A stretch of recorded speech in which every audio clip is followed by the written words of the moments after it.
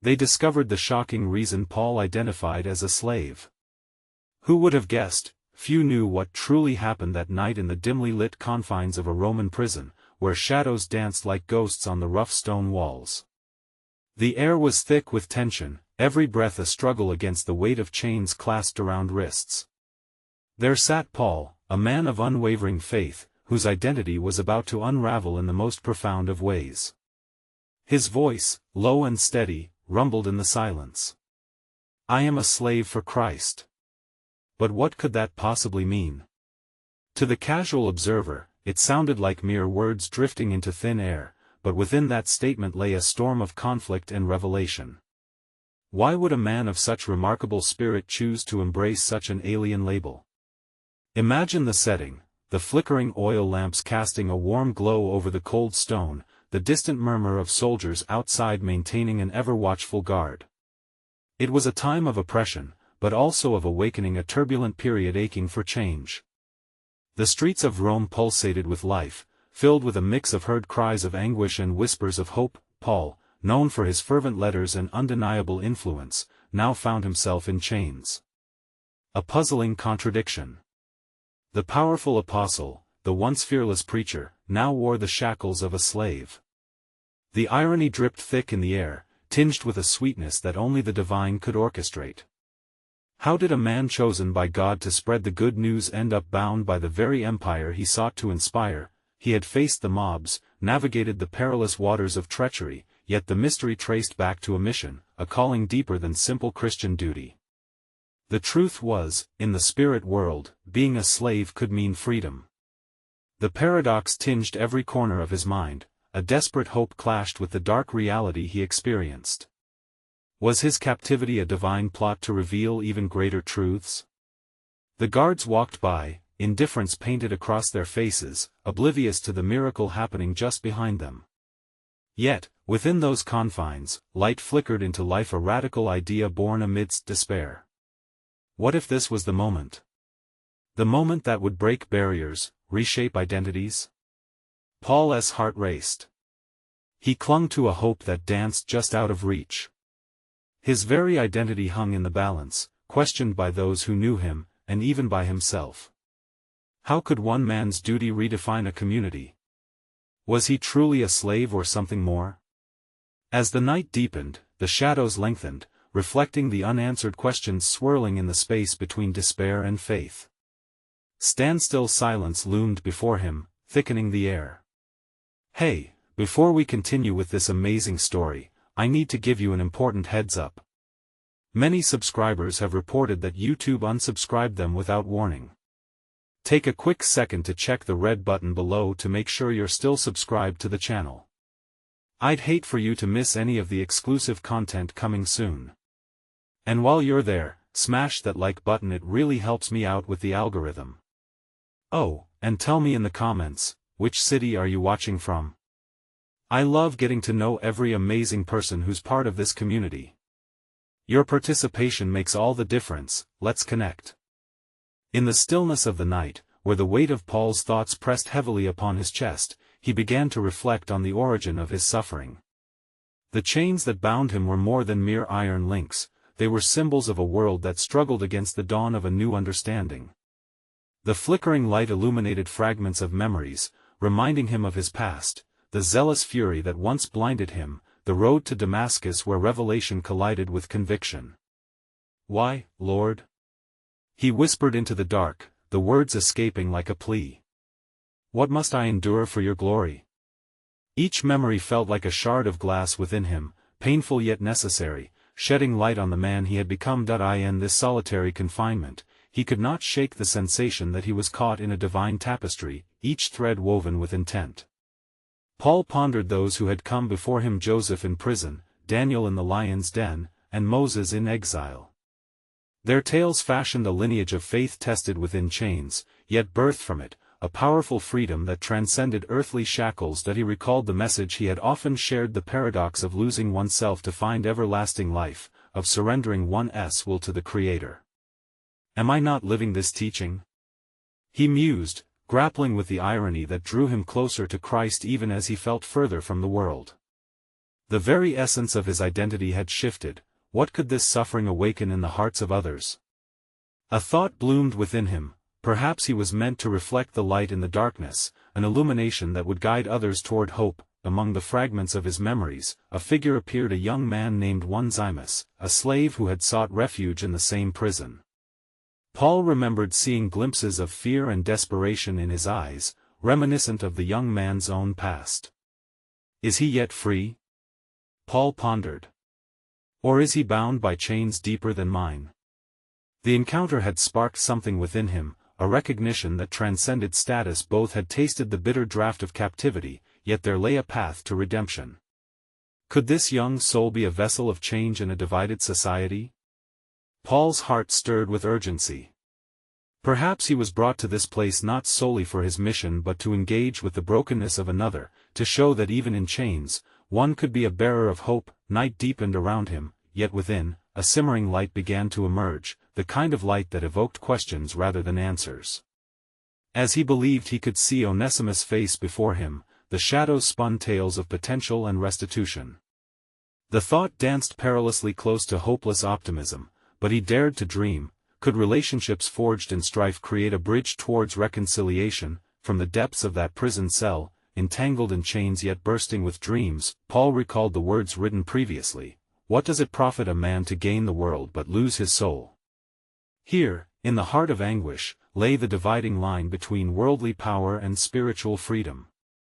As he sought the truth of his own identity and his mission, the question remained: was Paul the true slave, or was he the one awakening hidden liberties for Onesimus and beyond?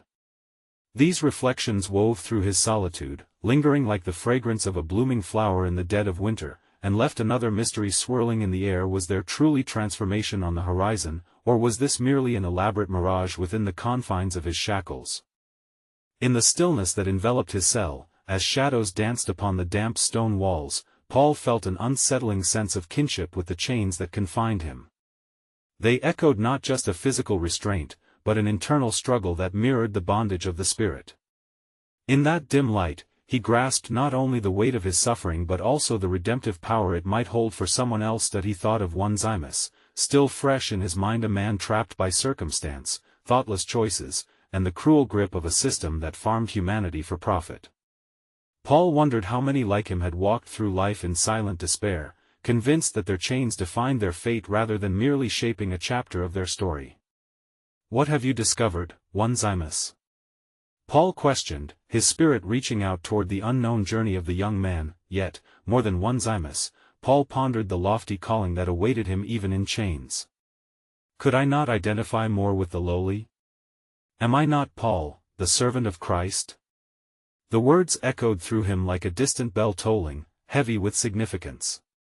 He perceived that by embracing this identity, he sought to embody the essence of Christ, who came not to be served but to serve. His nocturnal musings wove a tapestry of relationships, threads intertwining throughout the expanses of time. Paul remembered other figures of faith who had beckoned his thoughts: the widow of Zarephath, who furnished Elijah with her last morsel; the healing of the man born blind, who found sight not just in the physical realm but with a renewed spirit. Each narrative brought with it layers of servitude, sacrifice, and quiet triumph over despair. What if every act of humility serves a greater purpose, he pondered, considering the capacity for transformation that lay within the role of a servant. Just as Christ washed the feet of his disciples, might he seize this moment in darkness to sow seeds of hope for Onesimus? "Is this my lesson?" he whispered softly, the weight of the apostolic calling sharpening into focus. To reveal grace in the place of grief? He envisioned Onesimus learning from him, rekindled by the belief that one's beginnings do not determine one's end. Paul cast his gaze afar, where he could almost see the bustling streets of the city, alive with hope and stories untold. What stories await you, dear Onesimus? Will you emerge from shadows into light? As the moonlight flickered across the cell, a notion flickered along the edges of Paul's heart. Perhaps his imprisonment was not a tragedy, but an opportunity to empower others to find their freedom. Might he inspire Onesimus to understand that while the world labeled him a slave, true enslavement came from despair, guilt, and fear, and that real liberty began within the heart. That night, the whispers of the Spirit unfurled possibilities woven in the fabric of his plight. He dared to believe that every moment he spent in chains could transform into a river of hope flowing towards Onesimus. Could I encourage the broken to rise, despite their burden? The question hung heavy in the air, thickening the atmosphere with expectation. As silence enveloped the prison, Paul closed his eyes to drift into a contemplative slumber, still wrestling with the mysteries of this moment. He realized there was glory in suffering, a sacred rhythm echoed through the ages, one that could call forth the latent strength within hearts. Yet one question remained, suspended like a whisper in the night: would the chains that united them ultimately be the bonds that set them free? In the stillness of the night, as Paul's thoughts danced on the edges of dreams, he felt a presence beside him, a quiet assurance that pulled him back from the brink of slumber. It was the voice of memory, recalling the words of Jesus, "I am the vine, you are the branches." Each phrase resonated within him like the gentle thrum of a heartbeat, and he found himself contemplating a deeper understanding of connection and identity. What did it mean, Paul mused, to be a branch on that divine vine? Was he truly severed from the life-giving source, locked away in chains, or was there unyielding life flowing through him nonetheless? The notion stirred something within. Could his imprisonment foster a new kind of growth that transcended mere physical freedom? What if, instead of being shackled, he became rooted, expanding his reach through the love of Christ to others like Onesimus, lost, uncertain, and searching for a place of belonging? As thoughts continued to swirl, Paul recalled encounters that felt as vivid as the day they unfolded. He thought of the Philippian jailer, a man whose existence was consumed by duty and fear until an earthquake shattered his chains and his perspective. At that moment, the path of despair transformed into one of awakening, illuminating the profound understanding that true emancipation comes through the soul. Had he not witnessed that very transformation through the grace of the Almighty? Paul's heart surged with anticipation. "Here, in this cell, I can be a vessel," he whispered into the quiet, the words unfurling like wings ready to take flight. "I can offer Onesimus the same resurrection of spirit, an outpouring of grace that floods the heart like living water." Yet, just as he felt his spirit rise, a shadow of doubt crept at the edges of his resolve. He wondered about the repercussions of his message. How would Onesimus, steeped in a world that defied humanity where men were reduced to chattel and labeled as property, receive the call to freedom? How could he, Paul, wield the profound truth of liberation when the very weight of oppression pressed upon the heart of the young man? In vain, he sought the answer, as if it could unravel itself before him in a tangled web of faith and fear. Will he see beyond the chains that bind him, to the sacred truth that he is more than what the world has made of him? A shadow of uncertainty clouded his hopes. Or will he remain trapped, unaware of the whisper of freedom that echoes just beyond the chains? Reflecting further, Paul remembered the humble scribe Matthew, who had left the toll booth behind at the call of Jesus. He too was a servant, Paul recalled, but of a different kind, a servant to the Spirit, rather than the system. What courage it must have taken for Matthew to trade in his identity of disdain for a new one steeped in purpose. If a tax collector could shed the weight of an unloved past, could Onesimus not do the same? As dawn began to creep over the horizon, a sliver of light encroached upon the darkness of Paul's cell. What if my true identity is not bound in these chains? He pondered. What if, like Paul, the apostle, I find my calling in the act of serving those who, like Onesimus, feel invisible to the world? With the first light of day illuminating his small prison, he felt an awakening, a connection forming through the mystery of the Spirit, uniting him to others by a call far greater than mere circumstance. And yet, amidst this burgeoning hope, the questions remained, suspended in the air like morning mist. How could Paul convey this profound mystery of inner freedom to Onesimus? Would the truth that he had discovered resonate within the soul of the young man still caught in the web of his chains? As daylight broke, painting the walls of his cell with hues of gold and amber, Paul felt the stirring of an urgency deep within him.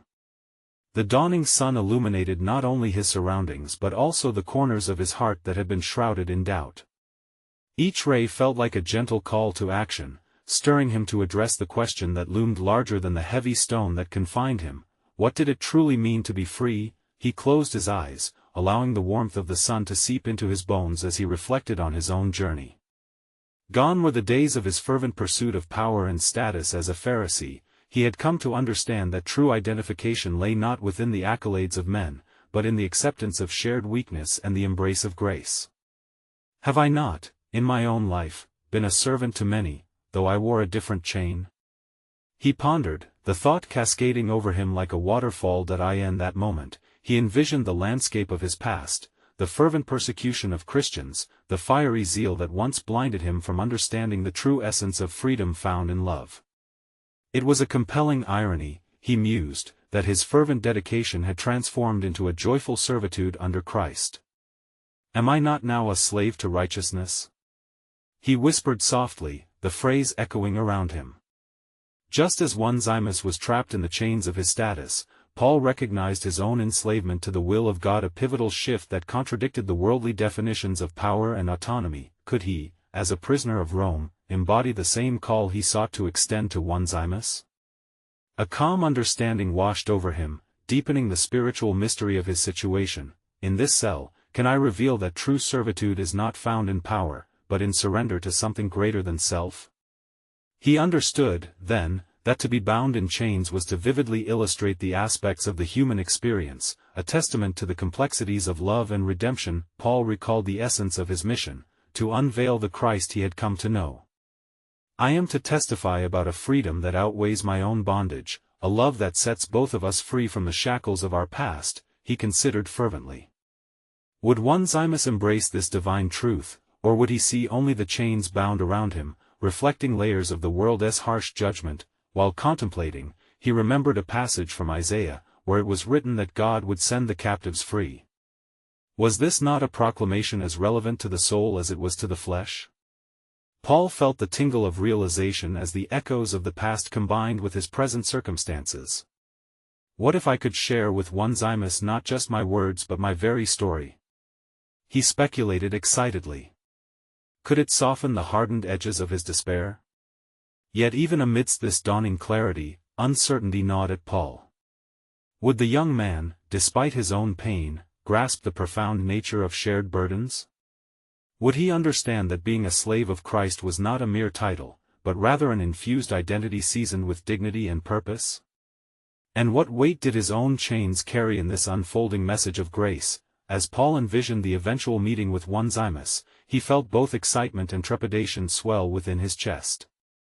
Could honesty about their shared condition become a bridge that would lead to connection? Would vulnerability gift them both with the key to unlock their chains? Beneath a sky gradually illuminating with hope and possibility, Paul held on to the vision of embracing Onesimus within the identity forged by Christ, inviting him to wander into the promise of liberation. The dawning day brought forth the question that lingered in the silence of his cell: would his past resonate with Onesimus, compelling him to discover the truth of his own identity, or would fear keep him captive? As the warm light of the sun continued to cascade through the narrow opening of his cell, Paul found himself stirring with a mixture of hope and trepidation.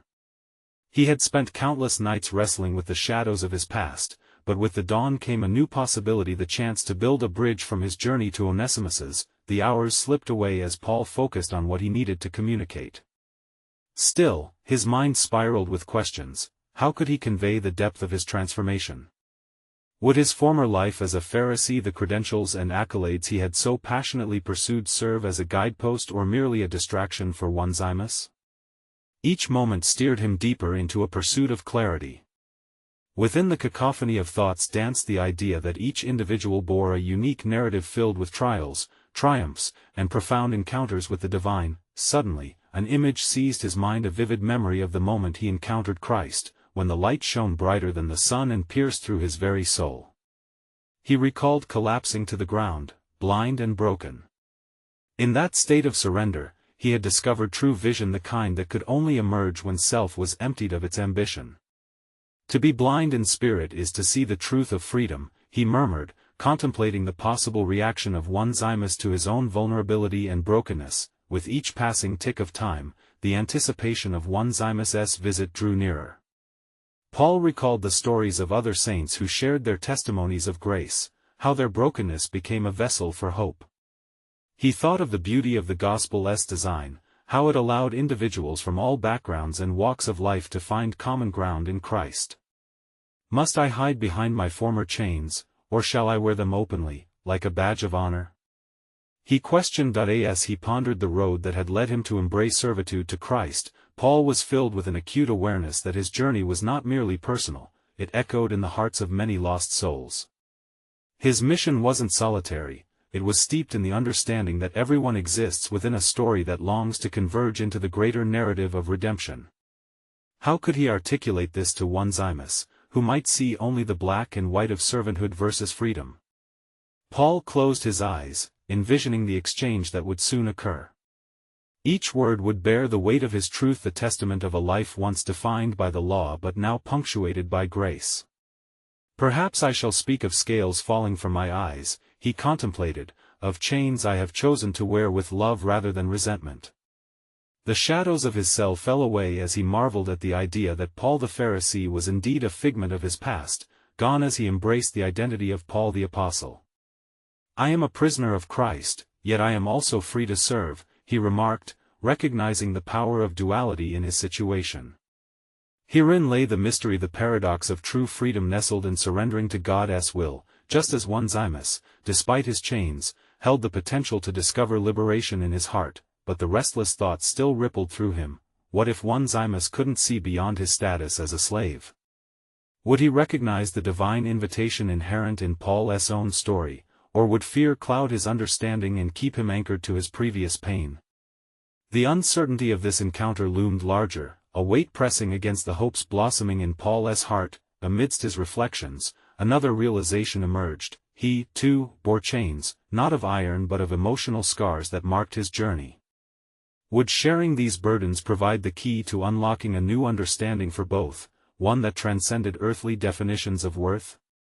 The compelling thought flickered through his mind: his freedom was tied to harboring another's awakening. As time slipped forward, the weight of waiting became palpable. Paul's heart pulsed with the belief that this encounter held the promise of grace, a moment to coalesce their stories and spark a new dawn in Onesimus's understanding of freedom. Beneath the brightness of approaching day, the question lingered in his spirit: could their shared experiences of bondage forge a deeper connection, enabling Onesimus to transform his chains into something sacred, like Paul had done? As the sun climbed higher in the sky, casting long shadows that danced along the floor of Paul's cell, the air became thick with expectation. The sound of footsteps echoed in the corridor outside, each beat a reminder of the imminent meeting. Paul closed his eyes once more, collecting his thoughts into a single thread, weaving his past and present into an offering for Onesimus. In these quiet moments of reflection, Paul envisioned the essence of servanthood not merely as a position dictated by the world, but as a posture of the heart. It was a conduit for divine connection and healing. He thought of Jesus, who brimmed with authority, yet humbled himself to serve others. Am I not a mere reflection of His grace? He pondered. The thought settled warmly in him, awakening a new resolve. I must offer my identity as a servant to Christ, not as a thing of shame or burden, but as a testament to the unfathomable depths of love that have transformed me. Before long, the door creaked open, revealing Onesimus, nervous yet curious, his eyes darting around as if seeking refuge from the heaviness of his reality. Paul nodded in acknowledgement, feeling an inexplicable kinship stir in his heart. The two men stood across from each other, one a prisoner, the other a runaway, both encumbered by chains unseen. Onesimus, Paul spoke softly, his voice wrapping around the name like an embrace. I am grateful to see you. Onesimus shifted awkwardly, the brief glimmer of hope in his eyes was shadowed by uncertainty. Why would you want to see me? I am a slave, and I have nothing to offer but a shameful past. Paul's heart thudded with compassion. Ah, my brother, I know a thing or two about shame. I wore it like a shroud until it became heavy and suffocating.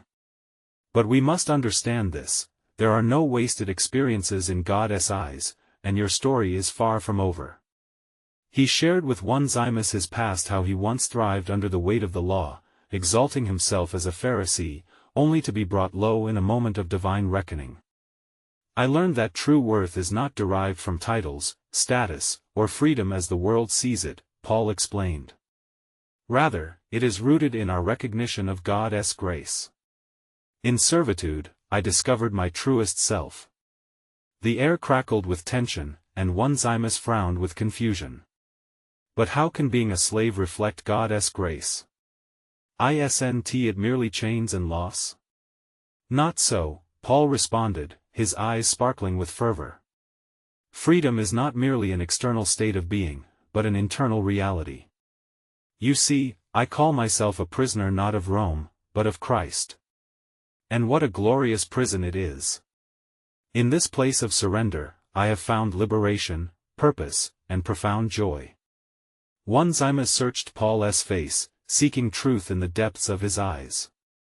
You claim freedom in chains?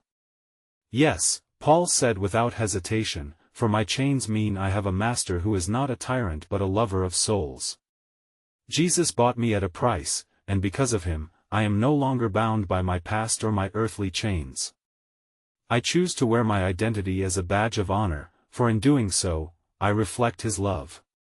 Silence enveloped them, both men grappling with the weight of the revelation.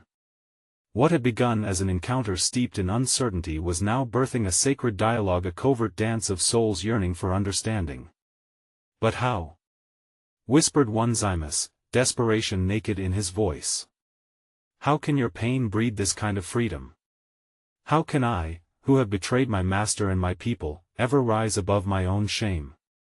With gentleness, Paul leaned closer, bridging the gap between them. You must realize that we cannot ascend alone. It requires submission to the one who extends not just forgiveness, but restoration. We are epitomes of grace, meant to relay the message, no life is too far gone for redemption. Even in servitude, God holds the power to transform us into vessels of hope, if we allow him. Onesimus' heart raced as the seeds of understanding began to take root. Nevertheless, an ember of doubt flickered in his chest. And what if I choose to remain a slave? What if I cannot escape these chains? Paul smiled, a warmth glowing in his expression. Then find your strength in the one who binds your heart to his.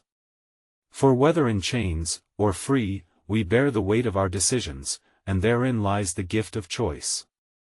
As the sun began its descent, shadows shifted around them, enveloping the pair in a tapestry of light and dark, binding their stories into the shared longing for redemption.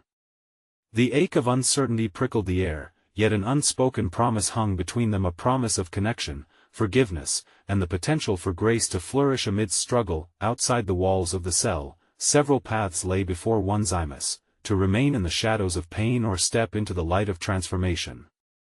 Paul's words, now like embers of hope, beckoned him gently. Reflect, my friend. What will you choose? Will you let love define you or let shame continue to shackle your heart? As the sun dipped below the horizon, casting a veil of twilight, both men stood silent, each grappling with the enormity of their journey. Would Onesimus seize the new dawn of understanding, or would he remain trapped in a cycle of despair? The question loomed, waiting to be answered not just with words, but with action. As night cloaked the earth, the room was hushed, offering a tranquil contrast to the tempest within Onesimus's heart. He could feel the weight of the moment settling around him, as tangible as the chains he had fled.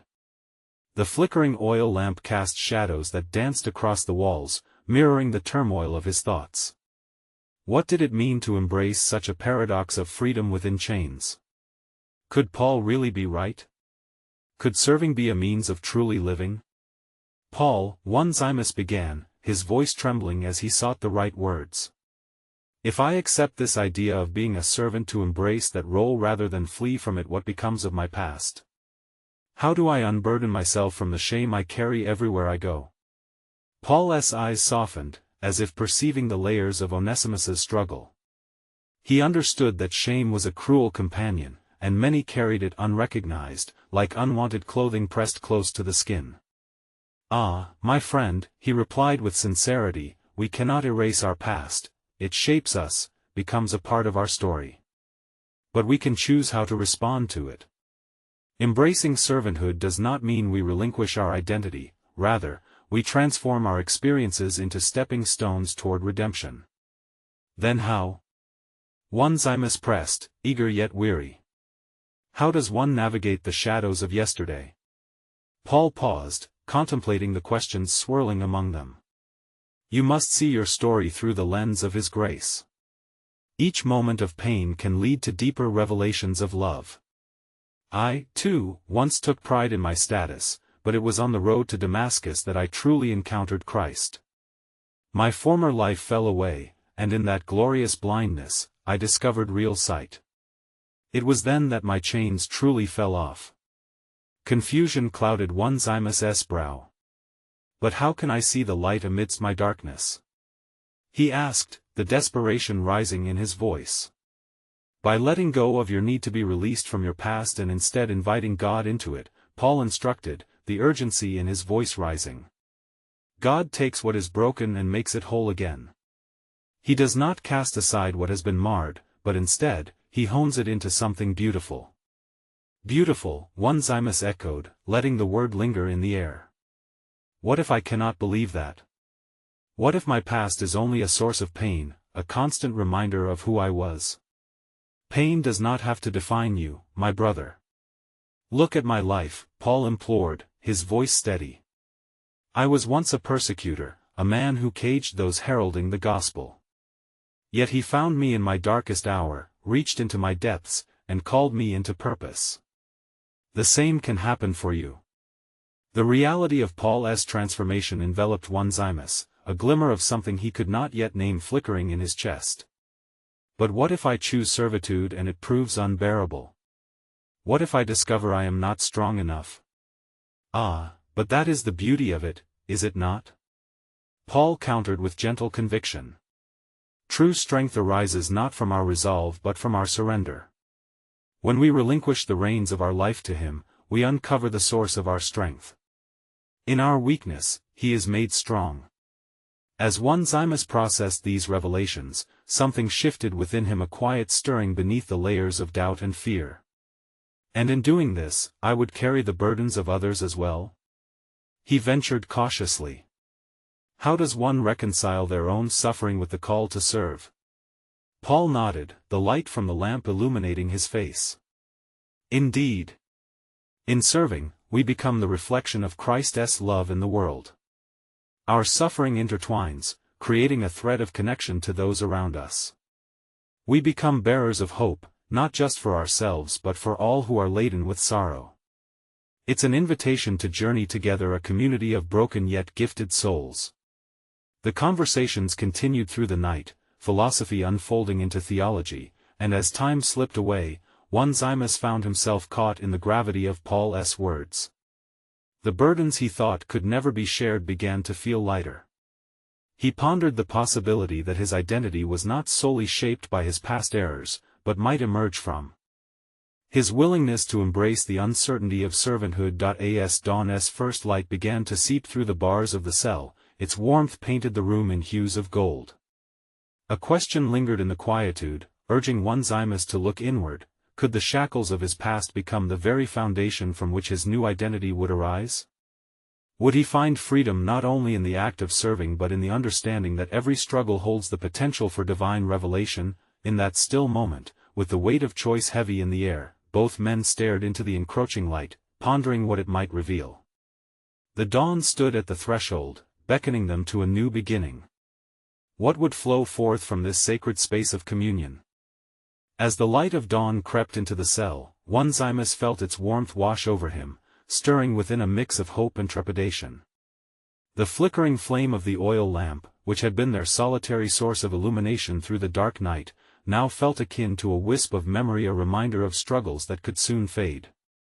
In the brightening room, Paul continued, his expression contemplative yet resolute. Onesimus, my brother, Paul said slowly, what I speak of is not merely a shift in position, but a journey of the heart.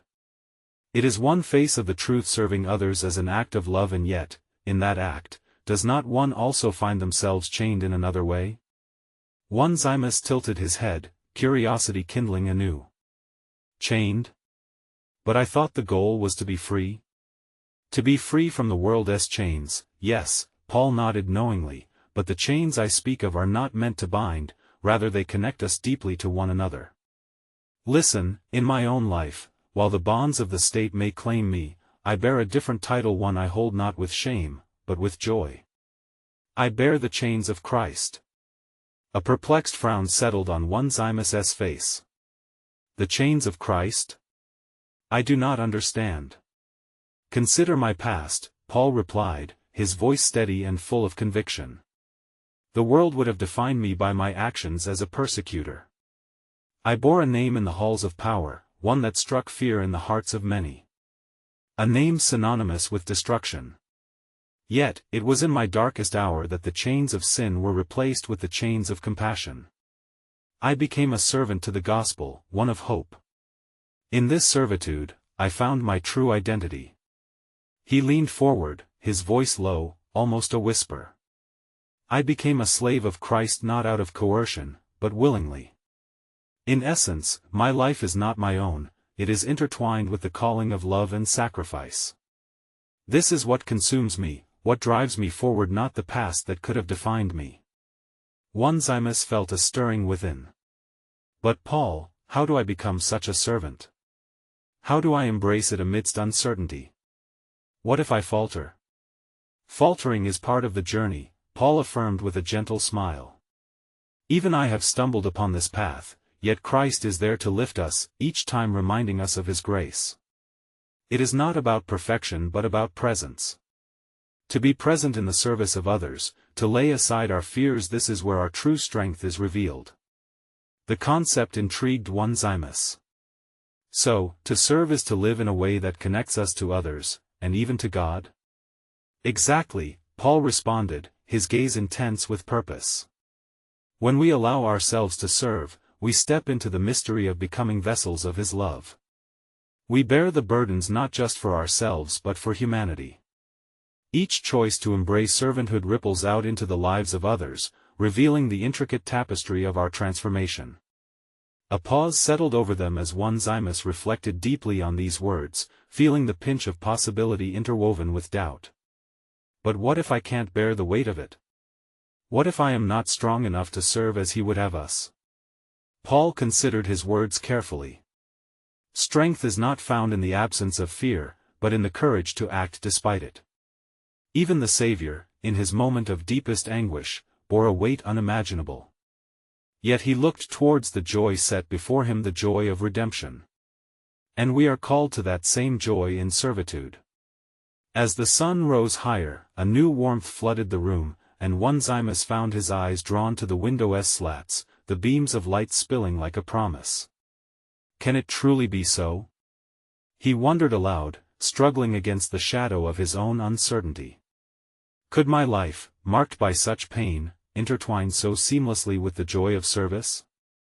The echo of the question hung heavy in the air, and as the shadows shifted with the growing light, Onesimus understood that the path forward was adorned with possibility, though still obscured by the fog of his past. Yet the invitation to begin this journey ignited something within him, a flicker of hope that perhaps redefining his identity was within reach. In silence, they stood. Witness to the dawn transforming the world outside, pondering the boundless potential of servanthood and the light and weight it might bring. Would Onesimus find the courage to step forth into the call of service, aware that this choice could alter his very essence? And what revelations might lie in wait along the fragile path of freedom through chains? As dawn broke with a symphony of light cascading through the barred windows, illuminating the dim confines of his cell, Paul felt an electric current surge in his soul. The weight of imminent choice hung palpably in the air, a divine tension that promised transformation.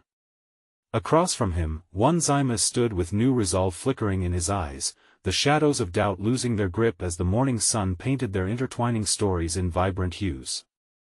Onesimus, Paul said, his voice like a gentle tide drawing the young man closer to understanding, the essence of this journey hinges not on the chains we bear but on the liberating grace that we can choose to embody. We can redefine our identity by how we respond to our past, not as prisoners of it, but as messengers of hope. Onesimus shifted, grappling with the paradox that began to unfurl in his heart.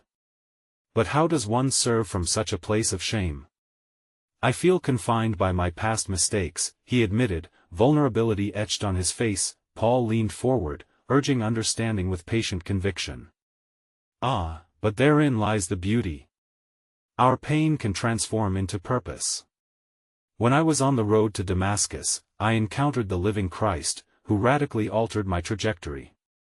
It was there, amid brokenness, that I realized my identity is anchored not in the labels of the world, but in the love of the Lord. This is what sets us free. Onesimus contemplated Paul's words.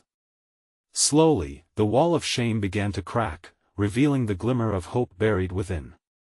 But how, Paul? How do I navigate this transformation? Paul smiled, warmth radiating from his spirit. It begins with surrender, laying down your fears and opening your heart to grace. Just as the shadows of servitude once loomed over me, I came to understand that in embracing my role as a servant, I stepped into a deeper relationship with Christ. It is through serving others that we reflect His image. Remember, He came not to be served but to serve. The golden rays of dawn seeped deeper into the cell, illuminating the contours of Onesimus's face and softening the harsh lines of worry. So, you're saying that by choosing to serve, I can reframe my entire existence? That I can redefine my bond with these chains? Exactly. Paul exclaimed, passion igniting his words. Your worth is not dictated by the titles and chains that seek to bind your spirit. In surrendering to service, you become a vessel of love and transformation, extending grace to others who, like you, may feel ensnared by their past. Every act of kindness, every moment of love shared, ripples into the lives of those yearning for hope. Onesimus echoed Paul's fervor, his voice trembling with the potential that flickered within. How do I begin? The first step, Paul replied, is to embrace your identity as a beloved child of God. Wear your chains as a badge of honor, a testament to the trials you've overcome rather than a symbol of shame. Remember, even as you serve, the chains do not define you, your choices do. Choose to embody the hope you now carry. The weight of the moment swelled with expectation. Paul felt an unseen hand guiding their hearts towards an awakening that transcended mere words. As the sun fully illuminated the chamber, they stood on the precipice of understanding, hearts intertwined by a call to grace. You see, Onesimus, Paul said, his voice steady like a beacon of truth, it was during my darkest hour that I discovered the profound light of Christ's love, an irreplaceable treasure hidden in my chains. Each of us bears scars that carve out unique paths in this world. Yours may have begun in darkness, but it can shine forth as a lighthouse guiding others to safety. A flood of realization washed over Onesimus like refreshing rain after a dry season. You mean, he whispered, that my life could illuminate another's journey? That my pain, instead of being an anchor, can become a compass? Yes, Paul affirmed, tears brimming in his eyes, that, my dear friend, is the gift of transformation.